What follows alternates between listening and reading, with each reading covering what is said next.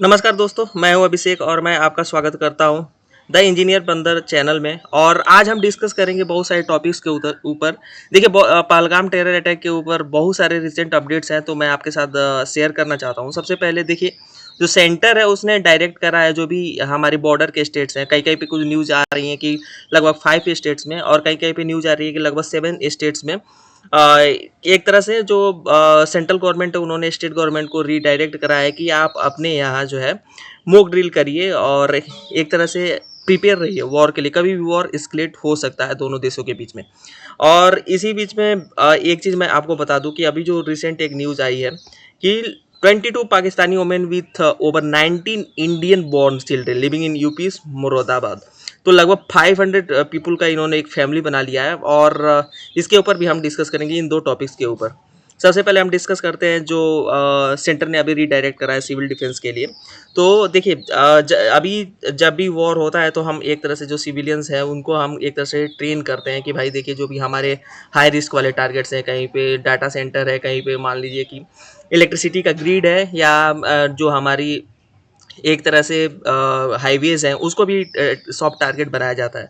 तो पाकिस्तान की मिलिट्री जो है वो भी अगर कहीं न कहीं वॉर एस्केलेट होता है तो उसमें वो लोग एक तरह से इस चीज़ के ऊपर टारगेट कर सकते हैं। तो इसके लिए जो बॉर्डर स्टेट्स हैं उसमें हम इंडियन गवर्नमेंट जो है एक तरह से मॉक ड्रिल करा रही है।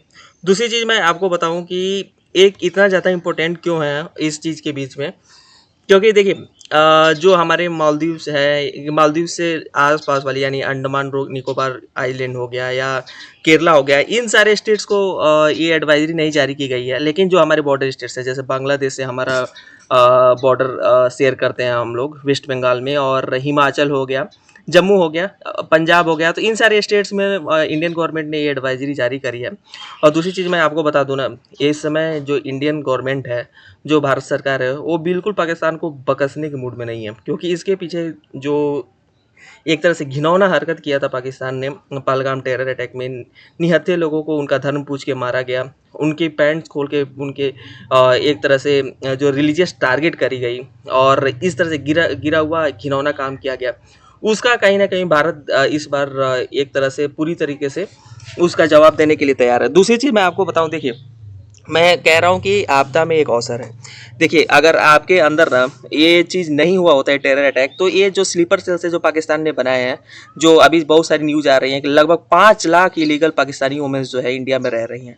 तो ये सारी चीज़ें हम लोग कह रहे हैं कि हम विश्व गुरु बनेंगे, हमारी इकोनॉमी 5 ट्रिलियन 10 ट्रिलियन की हो जाएगी, और आपके पास बहुत सारा पैसा हो जाएगा। एक मैं एग्जांपल आपको देता हूँ। देखिए, आपके घर के बाहर अगर कुछ कूड़ा लगा हुआ हो, आपका घर अच्छा हो, तो आप अगर उस कूड़े वाले को जो कूड़ा ला करके डाल रहे हो उसको मना नहीं करोगे, तो एक टाइम पे ऐसा, सर्टेन टाइम पे ऐसा होगा कि वो धीरे धीरे कूड़े का पूरा ढेर बना देगा। आप कहोगे, आप उसको इग्नोर करोगे कि चलो भाई कूड़ा डाल रहा है, हटा दूंगा, मैं अपने घर में काफ़ी अच्छे से चीज़ें करके रखूंगा, बाउंड्री लगा दूंगा। लेकिन होगा क्या कि वो कूड़ा पाइलअप होगा, धीरे धीरे पाइलअप होगा, और आप ये सोचते हो कि चलो यार, मैं अपने घर के अंदर ना बहुत सारा अच्छा से अच्छा एडवांस एडवांस टेक्नोलॉजी लगाऊंगा, और परफ्यूम लगाऊंगा, अच्छी गुलदस्ते लगा करके बड़े अच्छे से सजा लूँगा।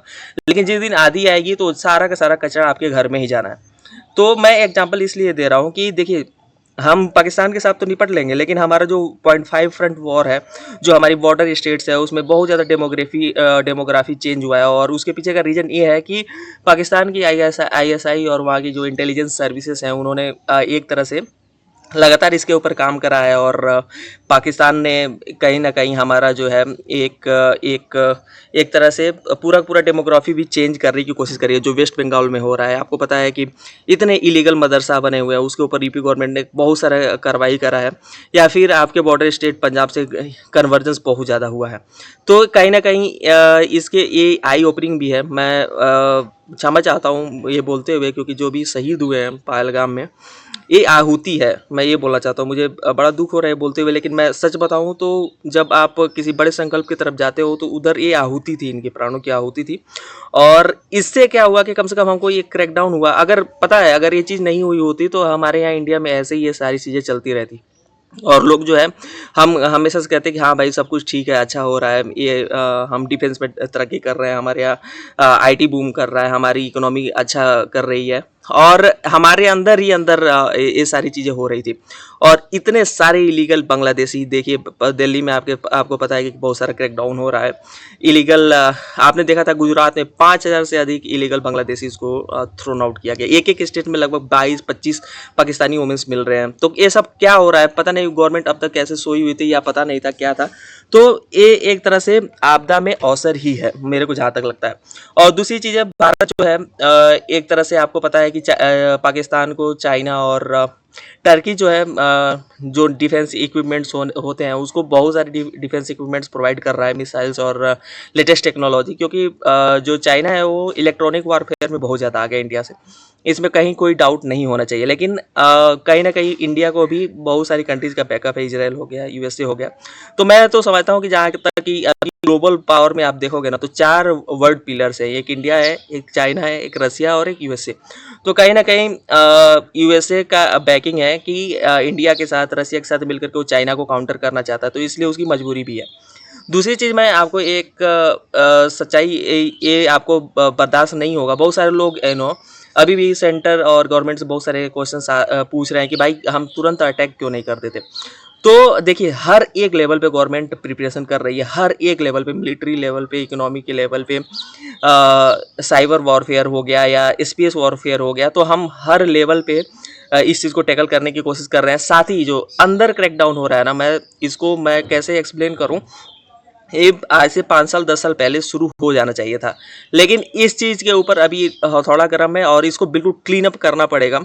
सारे जो आईएसआई ने अपने जो स्लीपर सेल्स एक्टिवेट करे हैं उसको ख़त्म करना पड़ेगा। और जो बॉर्डर स्टेट्स में भी हमें अपनी सिक्योरिटी बढ़ानी पड़ेगी। और एज ए सिटीजन हमको गवर्नमेंट के साथ खड़ा होना पड़ेगा। भाई आपकी जो पॉलिटिकल ओपिनियंस है वो आप बाद में उसको फिगर आउट करना, बाद में उसको सही कर लेना, लेकिन अभी आप देश के साथ खड़े हो जाओ। मैं आपके साथ ये रिक्वेस्ट करना चाहता हूँ।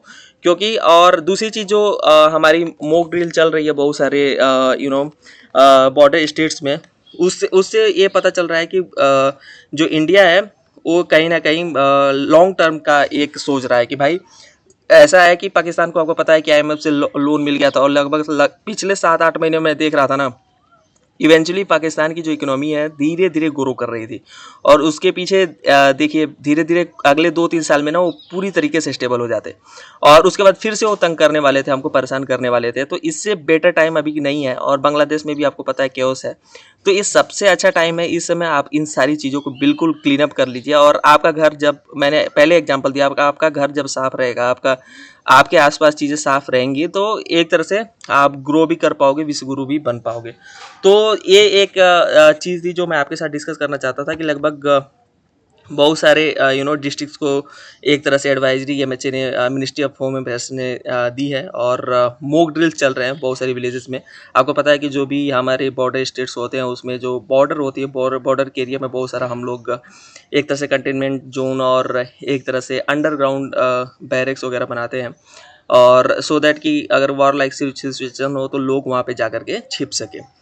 तो ये एक चीज़ था। दूसरी चीज़ ये देखिए, आप इस चीज़ को कब तक टॉलरेट करोगे। ये उत्तर प्रदेश की बात है। आप यूपी में ऐसी चीज़ें कर रहे हैं, इनके पास सारी चीज़ें हैं। देखिए इन औरतों के पास इंडियन गवर्नमेंट के द्वारा इशू किया हुआ आधार कार्ड है, इनके पास राशन कार्ड है, इनके पास भारत के पैसे से, मतलब जो राशन, जो हमारा टैक्स पेयर है, इंडिया का जो टैक्स पेयर है, जो पैसा दे रहा है उसका यूज़ करके ये लोग यहाँ पे रह रहे थे। फ्री का राशन मिल रहा है, वोट देते हैं, वोट जिहाद करते हैं ये लोग। और इस तरह की चीज़ें ये लोग करते हैं। जो शॉर्ट टर्म के वीज़ा के लिए ये लोग आए थे और अब तक ये स्टे करके रह रहे हैं। तो इसके ऊपर क्यों सरकार अभी तक चुप बैठी थी, मेरे को अभी तक समझ नहीं आ रहा क्यों नहीं इनके ऊपर कार्रवाई हो रही थी। और मैं चाहता हूँ कि जो भी इलीगल बांग्लादेशी हैं या रोहिंग्या हैं, इनको भी थ्रू आउट करने का ये सबसे बेस्ट टाइम है। इंडिया को इसके ऊपर काफ़ी सारी चीज़ें करनी पड़ेंगी। और देखिए मेरा चैनल जो है अभी इसमें लगभग बहुत सारे कम सब्सक्राइबर्स हैं और मेरी रीच काफ़ी कम है। लेकिन मैं जितने लोगों के पास पहुंच पा रहा हूं उनसे मेरा रिक्वेस्ट है कि यार प्लीज़ अगर आप लाइक कर दोगे मेरे चैनल को, तो आपके एक लाइक और एक कमेंट से मेरा रीच थोड़ा बढ़ जाएगा। और काइंड ऑफ अगर आप सब्सक्राइब करते हो, हेल्प करते हो, तो मेरा चैनल ग्रो हो जाएगा। मैं और भी बहुत सारे अपडेटेड वीडियोज़ आपके पास लेकर के आता रहूँगा। तब तक के लिए नमस्कार, धन्यवाद।